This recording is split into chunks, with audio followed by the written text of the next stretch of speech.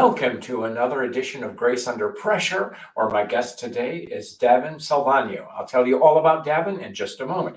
Grace Under Pressure is that show that deals with what's too often dismissed as the soft stuff, the caring, the commitment we exert toward others. And when you do it from a leadership perspective, as you will definitely discover that Davin possesses, you do it with a common cause of bringing together people with common cause, or as we would say, common purpose. Welcome, Davin Salvagno. John, it's so great to be here. I love our time together, our conversations together. Thanks for having me back on your show. Great. Anyway, I want to tell folks all about you. You are the founder and CEO of Purpose Point, a consulting firm, and the co-founder of the Purpose Summit, which we're going to talk about today. You are an inspirational speaker, my friend, because I have firsthand testimony of seeing you on the stage multiple times. So you connect people to their purpose, point them in the right direction, give them strategies and tactics of how to achieve it, so they can live more fulfilled lives at work and at home. So welcome, Davin. Let's talk. So that was a very kind introduction and very generous introduction, John. Thank you so much. Looking forward to our discussion today. Great. You know, this is the second time you've been on here, and first time was, I think, still in the middle of COVID, but now we're in this post-COVID era. But what do you think we've learned from where we've come from and where we are right now, say the last 4 years, Davin? Wow. Oh my God. Well, there's a lot that I feel like we've learned in the last 4 years. In fact, I would argue we've learned a lifetime of knowledge and insight about how we think, about how we ought to behave, about how we ought to treat each other, about how we ought to lead people, lead ourselves, lead organizations, more so in the last 4 years than in the last 4 decades. I believe, obviously COVID was a very challenging time for all of us. We all know people that we've lost who are no longer here with us. But if there's any silver lining, that time brought us so close to our humanity and connected us on levels deeper than anything probably could ever had. We were suddenly thrusted into our mortality and really starting to recognize that we had more things in common than things apart. And so the biggest thing that I think that we've learned out of that, though, is we've learned how to be human beings and not just human doings. For far, far too long, we've been human doings, running the rat race of life, working 40, 50, 60, 70 hours a week, trading time haphazardly for money. And all of a sudden, we were thrust into a time of saying, hey, I might not be here tomorrow. And so we valued our time all of a sudden a lot more than we ever have. And I think we're still experiencing the after effects of that. And people now are appreciating the value of being and spending more time being and not just doing. That is a wonderful description of where we've been. I love that. I love how you started it with all the things we have learned and then brought it down to the difference between doing and being, which is so important. So let's jump into the summit. And I'm going to give you a little bit of a shout out because I have been at the summit twice, once as a participant and once as a guest. I guess both times as a guest, to be honest with you. So thank you. So I have rare that I've gone to a conference such as yours where there is, I will say, a feeling about it where there's this feeling of giving and sharing. That ain't easy to do, my friend. So what's the secret? Well, I think the secret is that we never really set out to start a company or to start even a conference or to do anything that was necessarily supposed to be a business model. What we tried to do was just organically convene like-minded people who wanted to make a difference in the world, who were, we're both musicians, John. I know we share each other's videos of playing music. And so one of the things I love about musicians is that they have an appreciation for each other's gift. And a lot of times they also have an appreciation just for any random piece of music that they can play together, regardless of what the genre is.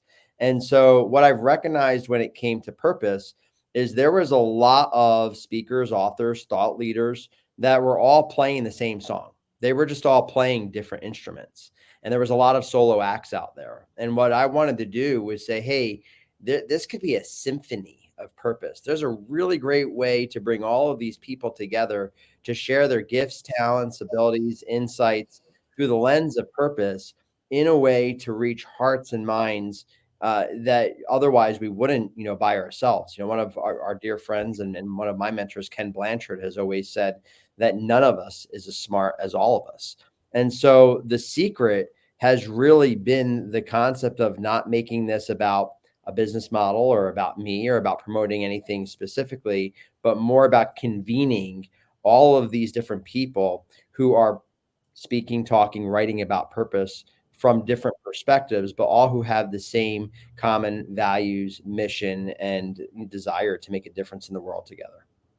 I love how you describe this conference as a symphony, and what a wonderful metaphor to use for music. So, and you played very beautifully, and you have a one up on me. You can also sing, which is something I couldn't do and shouldn't do. Keep it simple. So you've had some standing back, and so this will be the fifth conference, or is it the fourth? Fifth. So what from where you are to where you are now, I'm gonna throw you on the spot. What have you learned about convening people together to get them to share? Okay. Well, you already alluded to it. It's not easy to do. There's a lot of noise. People's time is valuable. We just talked about that. We've emphasized our time being valuable now more than ever before. And there's a lot of places that we need to be or can be. There's a lot of conferences that you can go to, and people need to make choices of how they spend their time. So, the thing that I've learned first and foremost is that just because you throw an event that you feel is a life-changing event and a catalytic event, that everyone who you would hope to be a part of it just all of a sudden says, yeah, I'm available and I can be there. That's not the case, right? We're obviously, we are called to be at many different places. But the reason I'm saying that is because what I've been surprised by is the level of commitment of people who have decided to make decisions to be there, and not just be there, but to be there for all 3 days. You know this, John, from having been there, spoken there last year, and then being there the year before. It's very rare that you have speakers that will come into a conference and be there for the entire time. Most of the time they fly in. I mean, I've spoken all over the world, and one of the things that I like to not do is just parachute in, give a talk, and parachute out. I like to be there for the entire thing and try to pull different concepts of what I've observed and experienced into whatever it is I'm talking about. So it's not just a canned talk. And what's really unique is that I've experienced so many different speakers do exactly that. They come for the entire time, not just to share their canned talk, but to learn from each other, to sharpen each other as iron sharpens iron, to be a participant in addition to a speaker. And there's a dynamic that's created that happens as a result of that I've not seen duplicated in other places. And I don't say that to say that the summit is better or different than other conferences we may have spoke of, but I do believe it is what makes it unique. And the one thing that I've learned that we want to do is to protect that, because it's what makes it so special. No, and well, I'll say it. I mean, there's a generative feeling about this. People are just not just clocking in. You're fostering a sense of belonging, which I also would say that it's an annual event, but I'm guessing a substantive number of attendees stay in contact with people they have met year to year and between conferences. Do you see that as well, Davin? So Yeah, that's actually my favorite part about this. For me, what's most impactful is not even what happens in the 3 days of the summit. What's most impactful to me is what happens afterwards. I am just continually surprised by watching. I'm thankful for LinkedIn and the platform that we have to be able to have visibility to some of these conversations. But I am just captivated year after year. I'm captivated by these people who come who didn't know each other. I didn't know many of them. And then I watched connections being made. I watched companies being formed, partnerships being formed, books being co-written together by people who were just strangers, months before. And it's cool. That's why I call it a catalytic event. I'd use two words, catalytic event and transformative leadership experience, because what happens is relationships are formed and then new things are forged out of that. And then I watch that continuum take place, after those 3 days and then carrying into the following year. Right. Now, a word you didn't use, but it's those of us, or at least in my sector, I'm a solo entrepreneur and by choice. I like to, besides, who the heck would ever want to work with me on a permanent basis? But other than that, so, uh, no, I know my lane, but we can be isolated. And so I think what's interesting is when you go to this conference, obviously you have many corporate employees who are there, and that's wonderful for them to meet and mingle. But for speakers or for thought leaders, it's a good opportunity for us to exchange our ideas and listen and learn from one another. And I find that a great value. What's your perspective on that, Davin? So. Absolutely. I think that's the thing is that, one of the, you met Nick Craig at the Purpose Summit, and I love the analogy that Nick Craig uses. It's a very gracious and endearing term. But we're both fans of Stanley Tucci. And if you have seen Stanley Tucci's work, he's an actor, and he recently wrote a book called Taste. And one of his, and it's an autobiography called Taste, His Life Through Food. But one of his recent shows is, searching for Italy. And he goes all over Italy and he finds all these great places that the food that we enjoy was invented. So he goes to Parma and he's like, here's where prosciutto was invented. And he takes you to the family that invented it. And then he goes and says, here's where mozzarella was invented. And then here's where limoncello was invented. And he literally invites you from your living room into these places. But he's basically, going to all these places saying, taste this and see that it's good and enjoy it. And he said, Davin, do you know who you are? And this was very kind and very endearing. He said, you're the Stanley Tucci of purpose. What you've done is you've been able to go out and not just find authors, speakers, and thought leaders, but companies, corporate leaders who are living this out in their organizations, right? The Gary Ridges from WD-40, the Charlie Maloofs from Broad River Retail, the Frank Harrisons from Coca-Cola Consolidated, the Jason Lipperts from Lippert. I can go on and on. The Jeffrey Krabs from Diamond Sea Trailers. There's these companies who are epitomizing what it looks like to focus not just on the purpose of their organization, but to focus on the purpose of the people that work in that organization. And then rather than using the people to build their business, using the business to build their people. And then when you do that, the people build the business. And so what the summit has become is almost like this taste sampling of not just authors, speakers, and thought leaders, but corporate leaders, business leaders who are actually applying and living this stuff out and saying, if you do this, this is what can be. This is what you can experience. This is what good can look like. And it's an honor to be able to do that every year. But the most rewarding thing for me, John, is stepping back kind of behind the scenes and watching all of those people share their insights and best practices and learn from each other and glean something that they can then go back and apply in their lives, in their organizations, in their homes, in their communities. I'm glad you touched on Gary Ridge, who's chairman. I don't know what is his title now. He's retired. It's now Chairman Emeritus. I was going to say Chairman Emeritus of the WD-40 company. And not only was he an exceptional leader, he's an exceptional speaker. And not only will he make you think, he will make you laugh. But what the resonant lesson I learned from Gary is how to make purpose tangible and connect. As you well know, in his firm WD-40, managers are called coaches, which gives you an insight into development. What have you learned from Gary in that regard, Davin? So, well, if I were to share what I've learned from Gary, we'd be here for a lot more than 3 hours. But I will tell you this: the boldness. He who will say there's a great balance of being both tough-minded and tender-hearted, and that's who Gary is. He's tough-minded and he's tender-hearted, and so he's not. This stuff isn't fluff. Right. He is a great business leader. You're not the CEO of a publicly traded company for 25 years if you are not a great business leader. But he will tell you it's always been about the people. And some of the things that he has done are not normal. To your point, they don't have managers, they have coaches. They don't call them employees, they call them tribal members. And everything that they do is guided by their values. And here's the amazing, I just learned this, John. We were just in Charlotte together preparing for the summit. Gary came into Charlotte with me last week. We met with our sponsors. We had a dinner. We did a little vision casting for the summit. I've now known Gary for 4 years. He's spoken at the summit for 2 of those 4 years. He'll be speaking again at the summit this year. And he said these words last week. He said, in my 25 years of CEO of WD-40, I never had to lay off one employee in 25 years. And that blew my mind. I didn't know that. Think about that. Through COVID, through 2008, through 2001, they never had to lay one single employee off.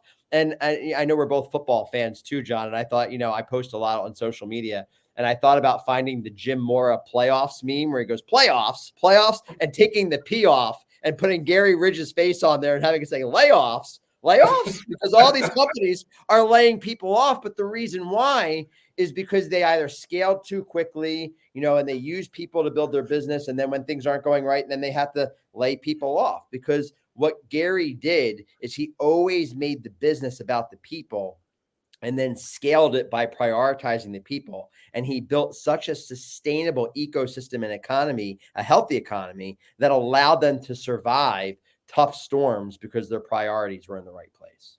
No, that is exceptional. And I'm glad you highlighted the dichotomy within Gary's leadership style, because very much on the business focus. You don't run a public company for 2.5 decades by being Mr. Nice Guy per se, but he is very much that, so because he's totally focused on, you said he built the business on people. So that's an example of folks who will inspire you. And I know Gary's always accessible, and we learn from him, and I've learned some stuff. So now I'm going to switch put you under the microscope. Talk about, I know about the Purpose Summit.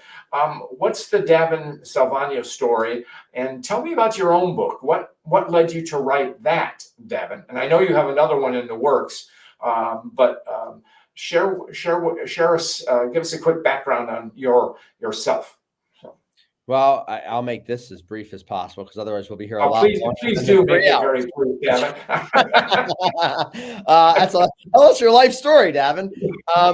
So just high level, and John, you can keep the wisecracks on the other side of this. But I was born in Philly, so we all know how the Eagles season this year ended. We're not going to dive into that any further on this. But I was born in Philly. Moved. I went to school to be a teacher. I wanted to be a teacher. I love educating people. I have apparently a gift for being able to inspire people. And Marcus Buckingham, if you use his Strength Finder, would tell you that I am both a teacher and a stimulator. And those things have served me well in my life. I didn't end up becoming a teacher. I got caught up in corporate America. I worked for Costco for a period of 7 years. I got to work with Jim Sinegal, the founder and CEO of Costco. I learned a ton about business from him. He was a walking, talking engagement survey before engagement surveys were a thing. And so I learned what good looks like and how to treat people and build a great culture that people want to be a part of. And then I went to go work for Macy's for a period of years as a senior leader in HR and operations. And then I went to go work for CVS Health. And all 3 of those, I got recruited by headhunters. And at CVS Health, they were growing quickly by acquisition. And whenever you grow quickly by acquisition, you always have a culture problem because you're merging cultures. And one of the things I had taken from Costco and then took into Macy's was this idea of, if you can drive people towards a centric purpose, then you can help people find what their purpose is at work and connect it to the purpose of the organization, you could build a culture around that impetus. And so that's what CVS kind of brought me in to do. And I spent 7 years with them. And then in 2016, I felt this nudging that there needed to be something more. And I had a book that I wanted to write, and it was called Finding Purpose at Work. And I read a book called Halftime by Bob Buford, and that book upended my life. I was so focused the first half of my life on success, and I had achieved a significant level of that, but something was missing. And what was missing was significance. And that's what Bob Buford argues, is that we are conditioned for success, but we're created for significance. And if you have success without significance, then you don't feel fulfilled. And so I stepped away, started a consulting company, called it Purpose Point. And I had been blessed to know the founders of CVS Health and hear their founding story. And in 2012, I'd given a talk there. And that talk ended up becoming known as Purpose Point. And that talk was reminding the leaders of the organization of the founding purpose point for why the founder started the organization. And to this day, a lot of senior leaders of organizations, they don't know the founding purpose point stories of the organizations that they are now leading. So the consulting company that I wanted to start was called Purpose Point to help organizations get back to their founding purpose, re-engage that purpose, inspire their people around it, and then drive greater impact. And that's where the tagline for Purpose Point, Engage, Inspire, Impact came from. And then shortly after, the book Finding Purpose at Work was written. Our friend Ken Blanchard wrote the foreword to that book. Ken then introduced me to our friend Gary Ridge and then Chester Elton and the MG 100 coaches and Marshall Goldsmith. And you and I got connected through all of that. And then in 2019, we did the very first Purpose Summit. And it was an idea. Honestly, all I wanted to do, I met all these amazing speakers and thought leaders and business leaders of purpose. And I just wanted to shine the spotlight on them. That's why that spotlight is actually over my shoulder as a reminder to be the spotlight for others and not be in the spotlight for myself. And for the last 5 years, that's what I've aimed to do, John, is just try to shine the spotlight, much like you are doing on this, gracious podcast, on leaders, thought leaders, authors, business leaders who are leading this conversation, playing the music of purpose well, if you will. Well, as you were talking about that very first quote, purpose, we have a gentleman who was active in that one, and I think attended quite a number of them. Spoke was a neighbor of mine, Rich Sheridan, who's founded a company, Menlo Innovations, and talk about purpose and living it and making it work. That's him. I mean, it's a software company with a very different bend. So, what have you learned about purpose from Rich Sheridan? I love Rich's work. He's spoken at the Purpose Summit twice. He spoke when we did it in Detroit, and then he spoke the first year we did it in Notre Dame. And he is in the Purpose Summit movie. There's a movie that you can now watch online. And I have Richard Sheridan's voice playing on repeat in my head most days. We constantly quote him actually here around the office, and his work particularly on joy and creating workplaces that are not just filled with joy, but are catalysts for joy for the people who work in there and for their families. And there's tons of tactics that he's done. He's, if you don't know who Richard Sheridan is and you're listening to this, get the book Joy Inc., get the book Chief Joy Officer. Both are phenomenal works that teach you how to build incredibly purpose-driven organizations where joy is not only present in the workplace, but the people who work in those workplaces, whether it's in person or remotely, bring that joy back home with them. And they've done a really good job of managing that, whether it's in person or be it remote. But here's the one, there's a lot of quotes, but the one quote that two quotes actually that I listened to in my head a lot from Richard Sheridan. The one is a funny one. I go to McNamara airport a lot because I'm constantly flying out of Detroit, and he tells the story about the McDonald's there and how one day, he loves going to that McDonald's, and there's always a person that's always saying, hey, can I get you a napkin? Can I get you something? Can I get you anything? And just this constant heart of serving others. And so one of the things we're constantly saying around here, whenever anyone in our office is eating, or it's just, hey, can I get you anything? Can I get you a napkin? Can I get you? And so we're always trying to serve each other the way that Richard paints this picture of what happens at that McDonald's at McNamara. But here's the other quote.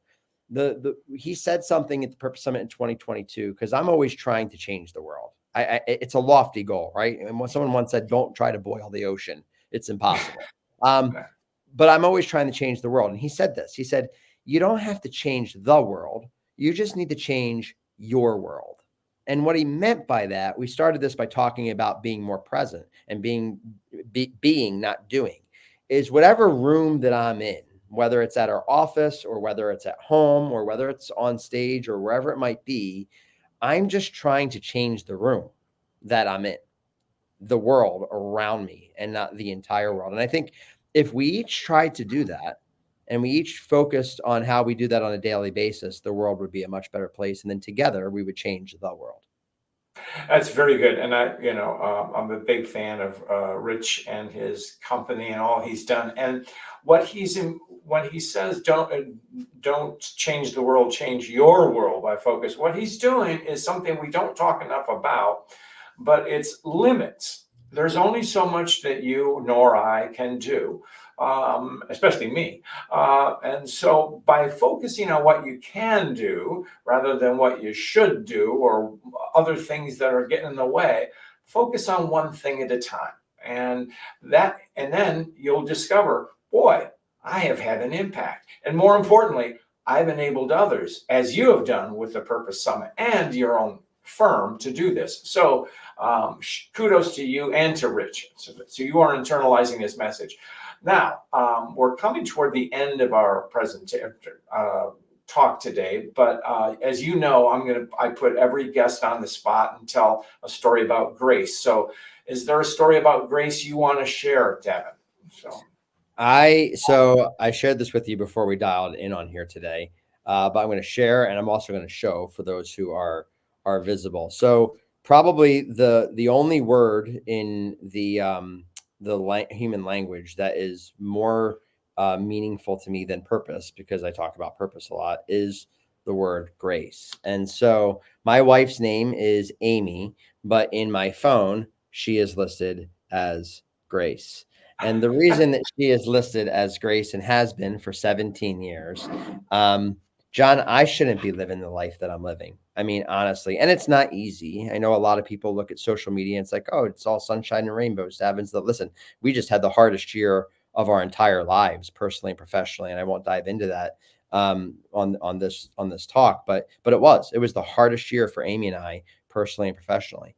But when I look at what's happened in our lives over the last 17 years, we have been blessed with two beautiful children who are healthy. We live in a nice home in Michigan. I've been surrounded by amazing friends, family. I've met some amazing people in the world like you, John, who have been in this work longer. I remember being on LinkedIn and reading, your books and looking at your work. And then when we got introduced to Rich, saying, "Wow, I get to talk to John Baldoni. This is amazing." And and I don't take it for granted, right? Meeting you and Gary and Chester and Marshall and all these amazing people. And I think I said this to you at the Purpose Summit in 2022, is I almost felt like I didn't belong, right? Like you guys are icons in this thought leadership space. And all I did was invite you to be a part of a conference we put together. And suddenly I felt welcomed with open arms into this amazing community of people who are really trying to make a difference together. And I don't feel like I've deserved it. And when I look at my wife, Amy, she's she is the greatest blessing of what I don't deserve in my life, from how I've lived my life until I met her. And so she's called Grace in my phone because she is the greatest expression of God's grace tangibly in my life, and a constant reminder that I am doing better than I should be doing and that I have more than I deserve. Well, what a lovely story. What a shout out to your wife, Amy, and by naming her on your phone, Grace. That's unique. I have not heard that in more than 200 stories on Grace. So that's one of a kind. And I will say, my friend, you definitely deserve it because you are an enabler. You are the Stanley Tucci of the purpose business. So, but let's take a bit. Give me a pitch on what's coming up in Charlotte in the end of April. So let's close out on that.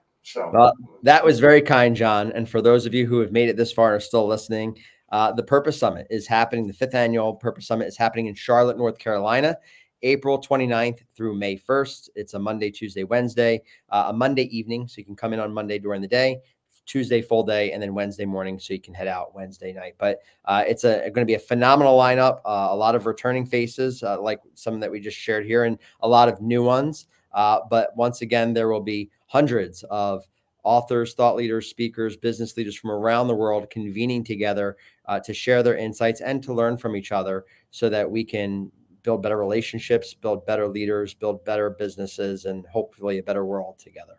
Great. And Davin, how can people find you and the summit?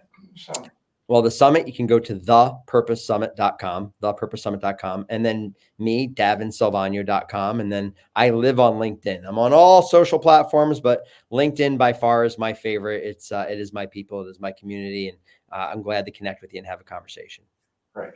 Davin, we will put that in the notes so people can see it in print or text. And with that, my friend, we will go out and thank you for sharing the story of the Purpose Summit, and talk soon, my friend. John, thank you once again for being such a gracious host.